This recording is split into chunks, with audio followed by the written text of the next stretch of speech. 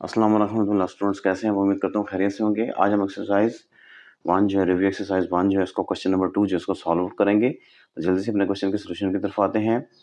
तो हमसे वो पूछ रहा है कंप्लीट द फॉलोइंग कि हमारे पास एक मैट्रिक्स लिखा हुआ है 0 0 0 0 1, मतलब इसमें जो 0 0 मैट्रिक्स है इसको क्या कहेंगे? तो ये हमारे पास ऐसा मैट्रिक्स जिसकी तमाम एंट्रीज 0 हों वो हमारे पास नल मैट्रिक्स कहलाता है। नल मैट्रिक्स इसको कहते हैं या फिर जीरो मैट्रिक्स भी कहलाता है। ठीक है, तो ये हमारे पास क्या कहलाएगा? नल मैट्रिक्स कहलाएगा। सेकंड पार्ट में पूछ रहा है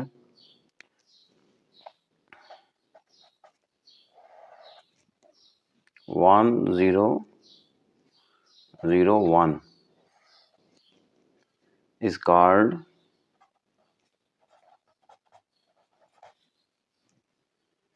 डैश मैट्रिक्स। ठीक हो गया। तो ऐसा मैट्रिक्स जिसके डायगोनल पे ये जो चीज़ है मैं आपको बता रहा हूँ, ये जो मैंने रेक्टेंगुलर तौर पे आपको मार्कर से बताई है, ये अगर एंट्रीज 1 हो तो इसको हम कहते हैं यूनिट मैट्रिक्स। ठीक है, अगर ये 2 3 4 होती है तो फिर हम इसको स्केलर मैट्रिक्स कहते हैं, जो हम लास्ट इसके क्वेश्चन 1 में आपको मैं बता चुका हूँ। ठीक है, तो ये बेसिकली क्या कहलाएगा? यूनिट, या फिर इसको हम कहेंगे आइडेंटिटी मैट्रिक्स, यूनिट मैट्रिक्स। ठीक है जी। इसी तरह जो उसका थर्ड पार्ट है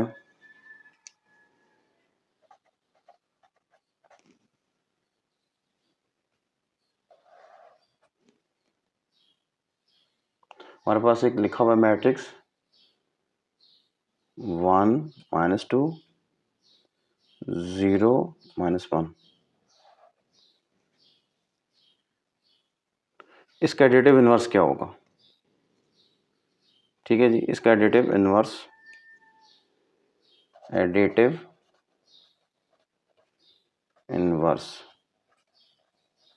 ऑफ अबव मैट्रिक्स, जो अबव मैट्रिक्स लिखा हुआ है इसका एडिटिव इनवर्स इज क्या होगा?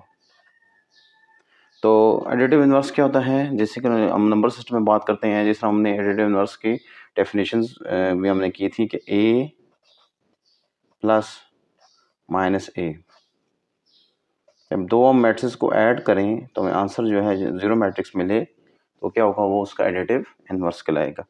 तो उसको क्या करें? सिर्फ इसके सिंपली जो है साइंस को चेंज कर दें तो हमारे पास एडिटिव जो है हमारे पास दूसरा एडिटिव इसका इनवर्स आ जाएगा।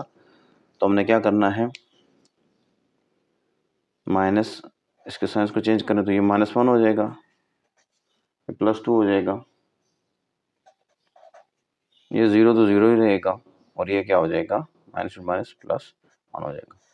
तो हम इसको इसमें अगर जाके ऐड करके देखें हमें आंसर 0 मिलता है। देखो 1 -1 0, -2 +2 0, 0 तो 0 होगा और वो -1 +1 0 होगा। तो जब हम इस मैट्रिक्स के कोई भी मैट्रिक्स है उसके जब हम साइंस को चेंज करें, उसका -a या नेगेटिव मैट्रिक्स जब निकाल लें और उसको दूसरे उसी मैट्रिक्स में जाके जब जमा करेंगे, ऐड करेंगे तो हमें आंसर 0 मिलेगा, तो उसका वो एडिटिव इनवर्स कहलाएगा। ठीक हो गया। आगे इसके फोर्थ पार्ट में इन मैट्रिक्स मल्टीप्लिकेशन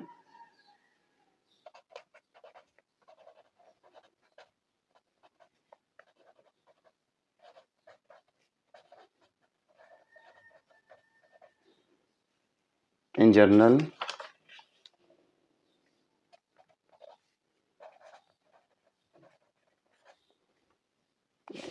जनरली क्या होता है जी? ए बी जो है बी ए के इक्वल होता है या नहीं होता? वो कह रहा है, पूछ रहा है ए बी जो है उसका और बी ए का क्या रिलेशन होता है। ठीक है, तो ए बी जो है वो बी ए के इक्वल नहीं होता, क्योंकि हमने मल्टीप्लिकेशन ऑफ मैट्रिक्स में उसकी कम्यूटेटिव प्रॉपर्टी की थी, वो बताया था कि ए और बी जो है मोस्टली कम्यूट नहीं करते। A B do not commute, do not commute. तो कभी भी इनका आंसर जो है मोस्टली यही होगा कि इनका आंसर आपको सेम नहीं मिला, A B not equal to B A. इसके बाद एक और उसकी फिफ्थ जो है पार्ट, उसमें ये बात कर रहा है matrix A plus B can be found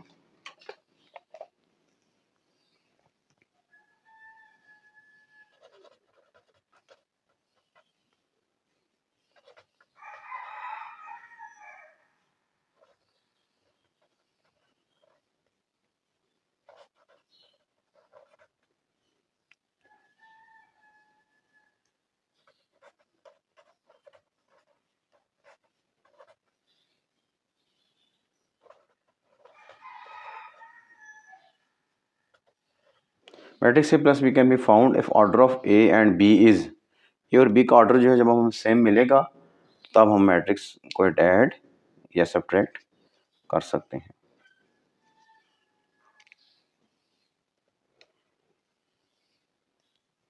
आगे इसका सिक्स पार्ट, अब इसका सिक्स पार्ट जो है वो देखते हैं क्या कह रहे हैं।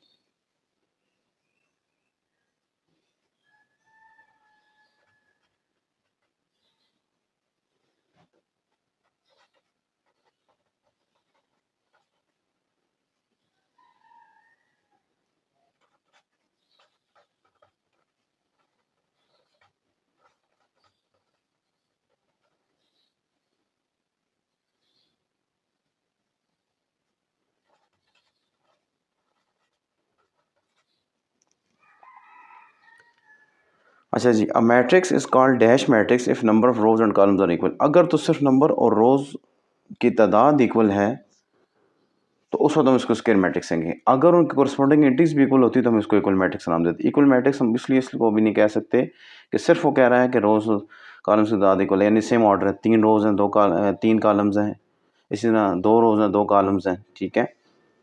तो अगर रोज की तादाद और कॉलम्स की तादाद इक्वल हो तो वो आपका स्क्वायर मैट्रिक्स कहलाएगा। उसको हम क्या कहेंगे, क्या है जी, स्क्वायर मैट्रिक्स है। ठीक हो गया। इसी तरह अब हम आगे चलते हैं क्वेश्चन नंबर 3 की तरफ।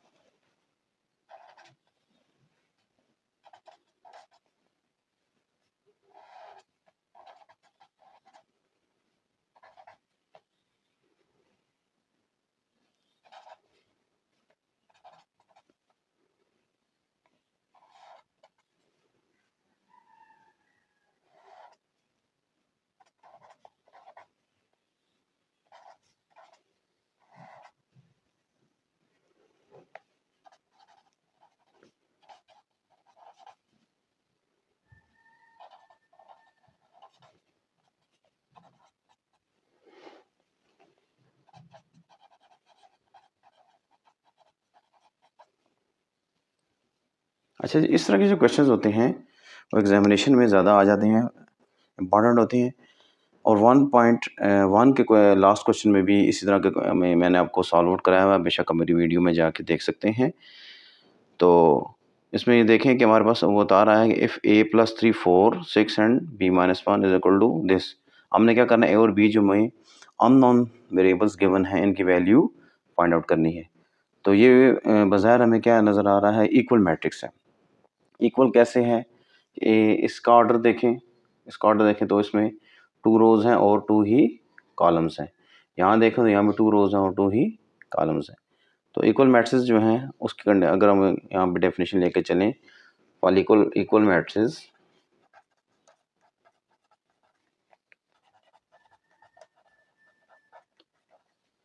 मैट्रिक्स में क्या होना चाहिए जी, order of both matrices will be same, पहली बात। एंड सेकंड क्या है जी, देयर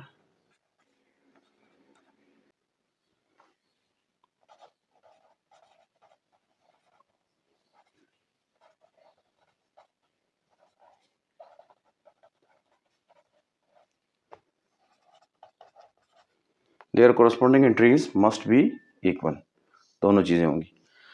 तो ऑर्डर जो देख लिया हमने। अगर इसको पहले को ए कह देते हैं, इसको ए का नाम दे देते हैं,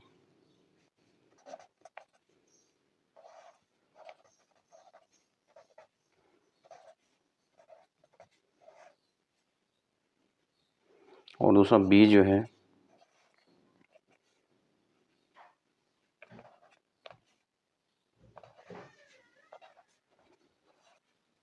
यानी ऑर्डर भी क्या है इसका, ऑर्डर ऑफ ए जो है वो क्या है 2/2। Order of B matrix B जो है हमारे पास क्या है 2/2। अब इनके कोरस्पॉन्डिंग एंट्रीज देख लें। तो a+3 जो है वो a+3 जो है वो का -3 के बराबर होना चाहिए, ठीक है। 4 के बराबर होना चाहिए, 6 के बराबर, और इसी तरह b-1 जो है हमारा 2 के बराबर होना चाहिए। तो इस को क्या करें, आप इसको इधर 3 को उधर ले जाएं और ये -1 को ले जाएं, तो a जो हमें यहाँ से मिलेगा, a क्या मिलेगा, इस इक्वेशन को लेके चलें अगर हम, तो -3 इक्वल टू -6, और b क्या मिलेगा, इसको लेके चलें तो b इज इक्वल टू -1 उधर जाएगा तो +1 हो जाएगा, 2 + 1 तो क्या हो जाएगा, b हमें 3 मिलेगा, ठीक है।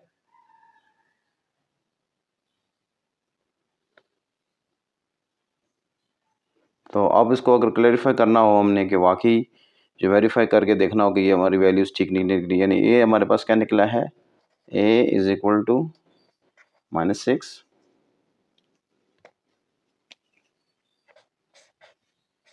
और b जो है हमारे पास 3 निकला है। इसको यहाँ के वापस यहाँ पुट करें तो देखें क्या आंसर बनता है, -6 + 3 4 6 और 3 - 1, ठीक है। तो यहाँ से देख लें हम, हमारे पास वो इक्वल मैट्रिक्स वापस मिल रहा है, 3 4 6, माफ़ कीजिएगा -3 है क्योंकि बड़ी रकम के साथ माइनस है, ठीक है, 6 2।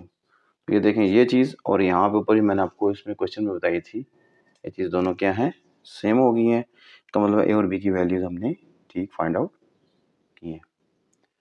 उम्मीद करता हूँ ये चीज़ आपको यहाँ क्लियर हुई होगी।